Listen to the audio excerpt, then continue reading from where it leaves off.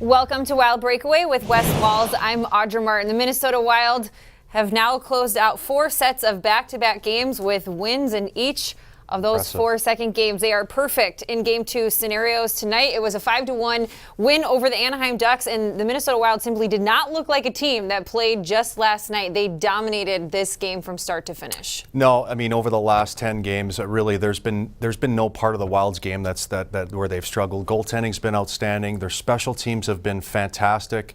Defensively, they're giving up maybe 25 shots a night here over the last 5-6 games. Their neutral zone's been outstanding. They're scoring goals.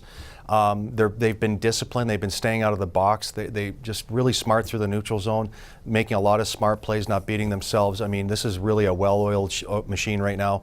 And the Minnesota Wild, and this doesn't happen all the time when you play 82 games in a schedule, but right now the Minnesota Wild, when they're going into games, they expect to win. They're not just hoping to win, and it's been fun to watch.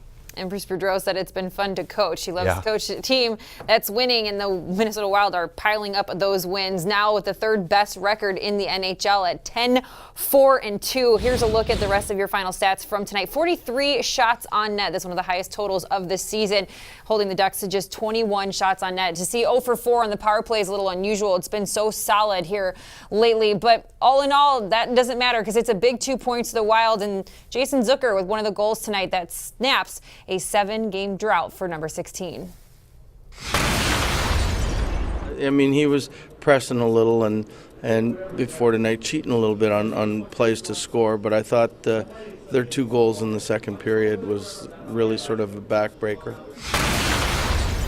And now the end is in sight. Sunday, this 7-game, 2-week-long road trip comes to a close Sunday afternoon. It's a rematch against the St. Louis Blues, a team the Wild faced just earlier on this road trip and dominated in that win, a 5-1 win over the St. Louis Blues. But we know they're going to be hungry. They're going to be out for some revenge. Yeah, they certainly will. And the St. Louis Blues did not look good. They looked about as good as the Anaheim Ducks did tonight, and the Minnesota Wild had a lot to do with this. The game on Saturday night in St. Louis reminded me a lot of the game tonight, where the Wild just basically dominated that club. Since the Wild beat them up on Saturday night, they have jumped off of the Jake Allen train, and they're on the Chad Johnson train right now. They've won 2 games in a row, picked up a nice shutout win here tonight. Ryan O'Reilly, the fellow that they trade for out of Buffalo, has got 4 goals in his next 2 games. And Sunday afternoon proves to be just a doozy of a game. The Minnesota Wild look invincible right now. They've got everything clicking, all parts of their game.